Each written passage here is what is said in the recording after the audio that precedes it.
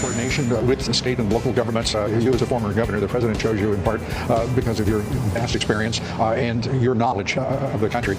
The relationship with the first responders, the healthcare facilities, and the state governors and the state governments as well, is that going as you wanted?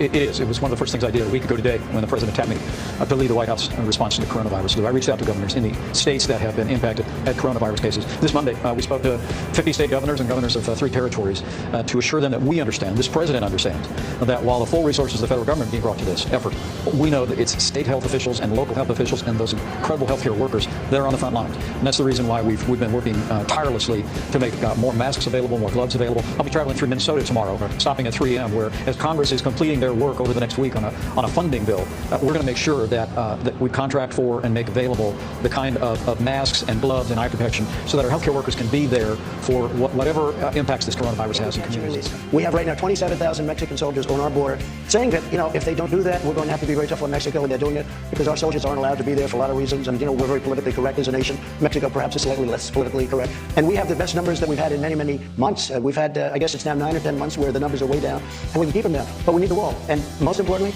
the wall is way under construction. We're up to 129 miles already. Where we have a wall, by the way, nobody's coming through, practically nobody. We will have, by early next year, almost 500 miles of wall. And once we have that wall, it's going to stop drugs, it's going to stop big percentages of everything.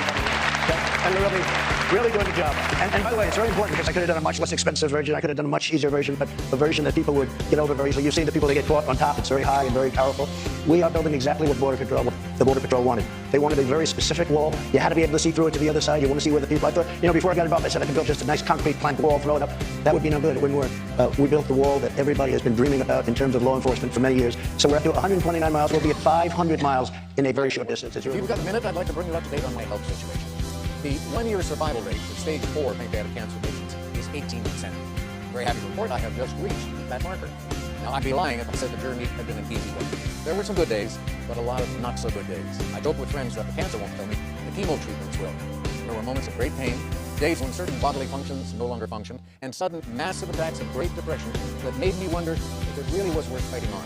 But I brushed that aside quickly because that would have been a massive betrayal. A betrayal of my wife and soulmate Jean, who has given her all to help me survive. It would have been a betrayal of other cancer patients who have looked to me as an inspiration and a cheerleader of sorts of the value of living and hope. And it would certainly have been a betrayal of my faith in God and the millions of prayers that have been said on my behalf. My oncologist tried to cheer me up the other day. He said, Alex, even though the 2-year survival rate is only 7%, he was certain that 1 year from now, the two of us would be sitting in his office celebrating my 2nd anniversary of survival. And you know something? If we, because so many of us are involved in the same situation, if we take it just one day at a time with a positive attitude, anything is possible. I'll keep you listening.